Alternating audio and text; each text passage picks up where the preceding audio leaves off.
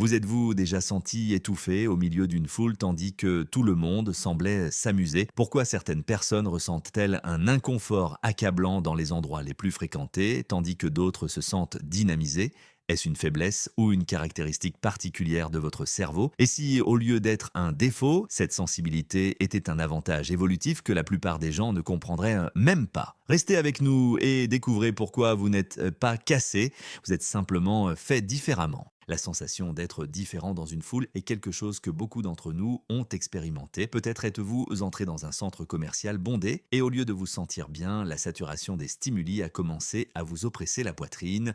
Les lumières fluorescentes semblent pénétrer vos yeux, les voix se mélangent dans un bruit incessant et les étrangers vous frôlent comme si vous étiez invisible. Pendant ce temps, les autres semblent poursuivre leur vie, riant et conversant comme si de rien n'était. Pourquoi certaines personnes se sentent-elles étouffées par la foule tandis que d'autres y prospèrent? La réponse réside dans la manière dont nos cerveaux traitent l'information. Alors que les personnes ayant un cerveau plus moyen filtrent efficacement les stimuli, les personnes très sensibles comme vous absorbent le tout, donc chaque conversation, chaque regard, chaque fragment d'énergie, tout est enregistré dans votre esprit, comme si vous viviez dans un film en 4K avec un son surround. Et même si tout le monde se déplace comme si de rien n'était, votre cerveau ne peut s'empêcher d'enregistrer chaque détail, ce qui provoque une sensation de surcharge accablante. Que se passe-t-il lorsqu'un cerveau aussi sensible est confronté à un environnement aussi bruyant? La plupart des gens filtrent les sons gênants, mais vous, en revanche, non seulement vous les entendez, mais vous les vivez. Le brouhaha, les rires forcés, le murmure lointain d'une conversation dénuée de sens, tout cela devient une pression constante dans votre esprit. C'est comme essayer de boire à un tuyau sous pression pendant que tout le monde boit à la paille. C'est le cerveau d'une personne très sensible. Ce n'est pas que vous êtes plus faible ou plus étrange.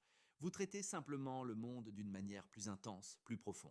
Et ce que la plupart des gens voient comme un chaos, pour vous, c'est un labyrinthe d'informations que votre esprit doit décrypter pièce par pièce. Le système nerveux des personnes très sensibles fonctionne différemment. Alors que la plupart des gens peuvent entrer dans un environnement bruyant et simplement ignorer les stimuli qui ne sont pas importants, le cerveau des personnes comme vous n'a pas cette capacité de filtrage aussi facilement. Votre cerveau ne capte pas seulement les sons et les images, mais les traite en profondeur, absorbant chaque petit détail. Les psychologues appellent cela un système nerveux très sensible. Cette condition rend les gens plus conscients de leur environnement, mais à un niveau beaucoup plus profond que la plupart. Si quelqu'un dans la foule rit ou bouge rapidement, votre cerveau capture tout, comme si vous regardiez un film au ralenti, analysant chaque mouvement, chaque mot, chaque expression faciale.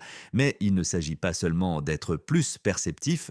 En réalité, cette sensibilité est quelque chose de beaucoup plus profond. Le cerveau d'une personne très sensible travaille davantage. Il traite l'information à un niveau beaucoup plus profond, ce qui peut être à la fois un avantage et un inconvénient. Par exemple, il a été démontré que les personnes très sensibles traitent les données sensorielles 30% plus profondément que les personnes moyennes. Ce type de traitement n'est ni facile ni rapide et il peut vous épuiser mentalement après seulement quelques minutes passées dans un environnement bruyant. Cet épuisement mental n'est ni de la paresse ni un manque de force. C'est simplement que votre cerveau fait des heures supplémentaires pendant que les autres sont en pilote automatique. C'est comme si vous couriez un marathon pendant que tout le monde se promène dans le parc. Pour une personne sensible, chaque bruit, chaque conversation, chaque fragment d'information devient une sorte de bruit de fond qui doit être traité et cela consomme une grande quantité d'énergie mentale. La bonne nouvelle, c'est que cette grande sensibilité n'est pas quelque chose de négatif, loin de là. En fait, en termes évolutifs, elle aurait pu vous donner un avantage. Dans les temps anciens, nos ancêtres devaient être alertes aux dangers immédiats. Les personnes comme vous, qui étaient plus conscientes des sons doux ou des changements d'énergie dans l'environnement, avaient plus de chances de détecter une menace avant les autres. En d'autres termes, votre sensibilité a aidé l'humanité à survivre. Par conséquent, vous n'êtes pas trop sensible, vous êtes simplement suffisamment sensible. Ce n'est pas un défaut ni un trouble, c'est une partie essentielle de votre personnalité. Et malgré ce que la société peut penser, cette sensibilité n'est pas quelque chose que vous devez cacher ou corriger. C'est une compétence unique, une superpuissance rare que peu de gens possèdent et que souvent ils ne comprennent pas. L'une des principales difficultés d'être une personne très sensible est de faire face à ce que l'on appelle la fatigue sociale. Ce n'est pas que vous n'aimez pas être entouré de gens, c'est que le processus d'interaction dans des environnements sociaux peut être émotionnellement épuisant. Les interactions en foule ne sont pas seulement une charge physique, mais aussi émotionnelle.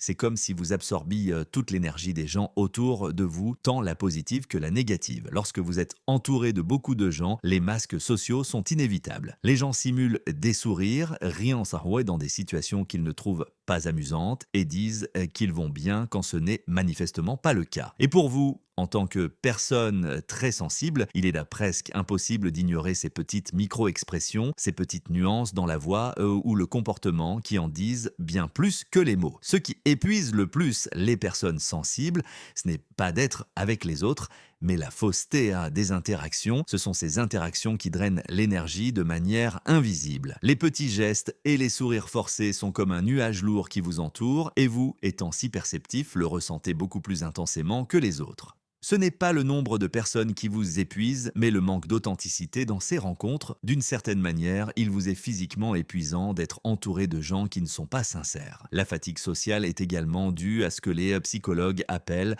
la fatigue du masquage social. C'est l'épuisement mental que vous ressentez après des heures à devoir maintenir une façade. Après toute une journée à essayer de vous intégrer dans des conversations superficielles et à observer les performances des autres, vous vous sentez comme si vous aviez couru un marathon. Vos muscles ne sont pas endoloris, mais votre esprit est épuisé. C'est pourquoi, pour de nombreuses personnes très sensibles, les interactions profondes et significatives sont bien plus satisfaisantes que les conversations légères et triviales. Quelques heures de discussions sincères, au cours desquelles les deux interlocuteurs s'ouvrent et partagent leurs pensées les plus profondes, peuvent être beaucoup plus énergisantes que d'assister à une fête remplie de conversations creuses. Ce type d'interaction est non seulement plus nourrissant pour votre âme, mais aussi pour votre cerveau, qui se sent moins surchargé.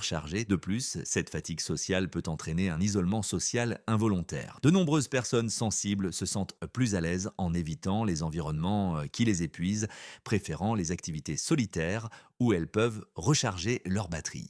Ce n'est pas qu'elles rejettent la compagnie humaine, c'est simplement qu'elles préfèrent la paix de la solitude à la surcharge sensorielle des foules. Les personnes très sensibles sont souvent mal interprétées comme étant antisociales ou introverties. Cependant, cette étiquette ne reflète pas la véritable raison pour laquelle elles préfèrent ne passer du temps seules ou en petits cercles. La réalité est que ces personnes sont socialement sélectives. Or, ce n'était pas qu'elles n'apprécient pas la compagnie des autres, mais qu'elles recherchent normalement des relations plus profondes et authentiques, loin des interactions superficielles qui semblent être la norme dans la société actuelle. Être socialement sélectif n'est pas une faiblesse, au contraire, c'est un acte de sagesse émotionnelle.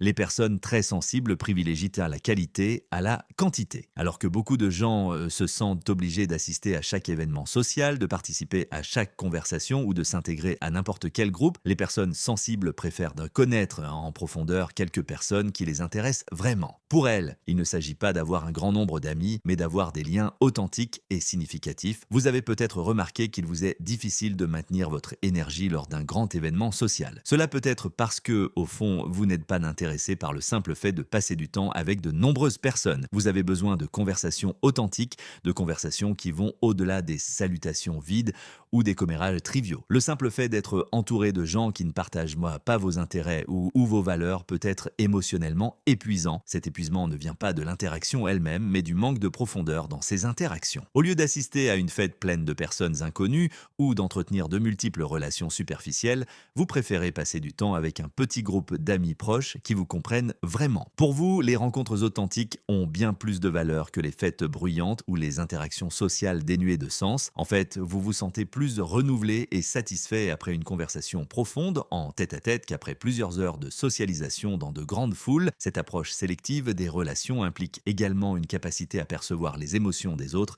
à un niveau beaucoup plus profond. Vous ne souhaitez pas perdre votre temps avec des personnes qui ne sont pas authentiques ou qui ne s'ouvrent pas émotionnellement. Votre cerveau peut capter repérer les énergies fausses des autres, ce qui vous pousse à éviter les environnements ou les personnes qui ne sont pas sincères. Parfois, il peut sembler que vous vous isolez du monde, mais ce que vous faites en réalité, c'est protéger votre paix émotionnelle et mentale. Au lieu de vous forcer à vous conformer à un moule qui ne vous correspond pas, être sélectif dans vos relations sociales vous permet de choisir avec qui partager votre énergie.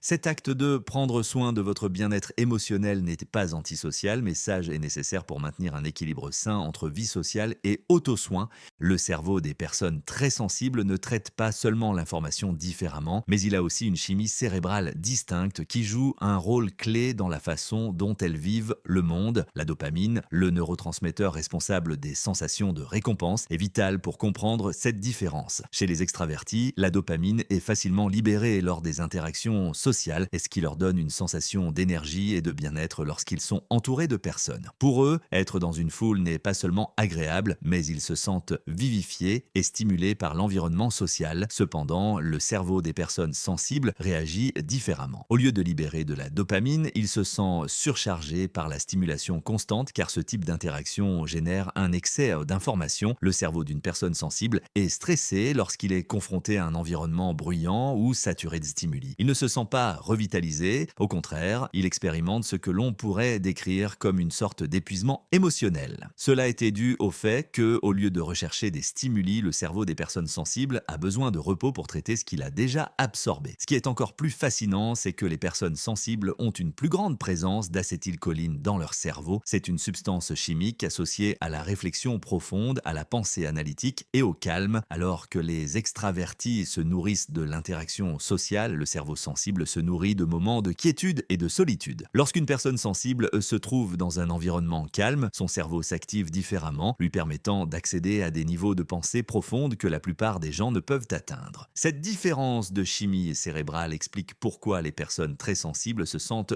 souvent épuisées après un événement social, tandis que d'autres personnes peuvent se sentir plus énergisées. Mais ce qui est important ici, c'est que ce déséquilibre chimique n'est pas quelque chose de négatif, il s'agit plutôt d'une caractéristique qui permet aux personnes sensibles d'être plus réflexives, plus profondes et plus capables d'accéder à une créativité interne que les personnes ayant un système dopaminergique plus réactif n'expérimentent au pas. En fait, des recherches scientifiques ont démontré que le cerveau des personnes sensibles possède plus de matière grise dans la région du cortex préfrontal, la zone chargée de la pensée complexe et de la prise de décision. Ce renforcement neuronal leur permet non seulement de traiter l'information plus en profondeur, mais aussi de prendre des décisions plus éclairées et d'être plus réfléchis dans leur approche de la vie.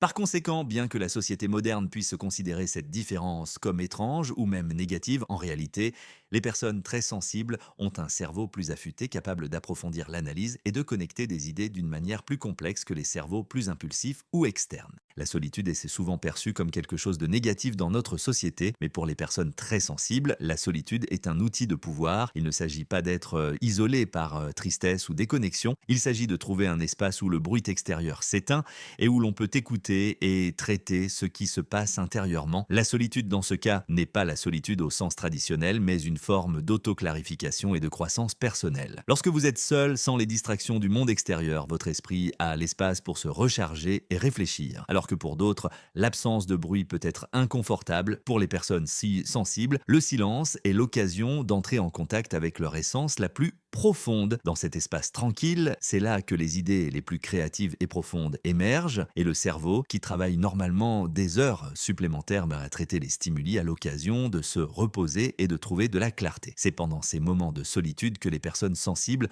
ont la capacité d'établir les liens les plus significatifs avec leur propre être. La quiétude devient un espace sacré où l'esprit peut se détendre et recharger ses énergies, ce qui leur permet de renouer avec leur créativité et leur but. La solitude n'est donc pas une fuite du monde, mais une soupape de sécurité nécessaire pour maintenir l'équilibre émotionnel et mental. Ce processus de solitude permet aux personnes très sensibles de grandir émotionnellement, de s'explorer et de se renforcer. En fait, c'est souvent dans le silence qu'elles trouvent leurs réponses les plus profondes sur elles-mêmes et sur ce qu'elles désirent réellement dans la vie.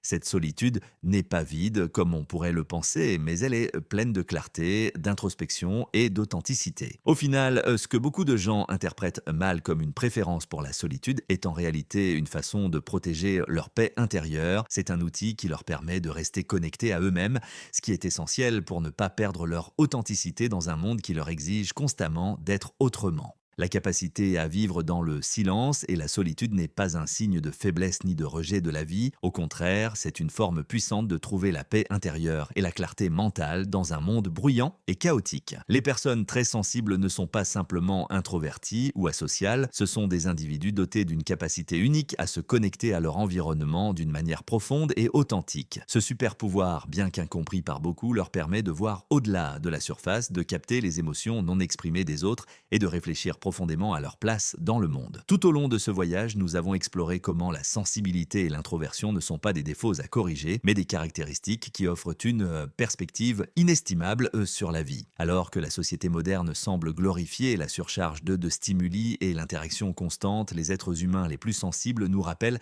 l'importance de la quiétude, du silence et de l'authenticité dans un monde plein de superficialité. En choisissant de ne pas succomber aux exigences de la société d'être toujours sociable ou entouré de bruit, ces personnes optent pour une vie plus réfléchie et équilibrée où l'espace personnel est vital pour leur bien-être émotionnel. Cette capacité à choisir le silence plutôt que le bruit est un choix conscient qui leur permet de se concentrer sur ce qui compte vraiment, leur bien-être intérieur et leur connexion authentique avec eux-mêmes. Alors la prochaine fois que vous vous sentirez incompris pour avoir besoin de temps seul ou pour éviter les foules, rappelez-vous, vous n'êtes pas seul et ce qui pour d'autres peut sembler un défaut est pour vous une façon de trouver votre véritable paix. Le monde a besoin de plus de gens qui choisissent la quiétude plutôt que le chaos, la profondeur plutôt que la superficialité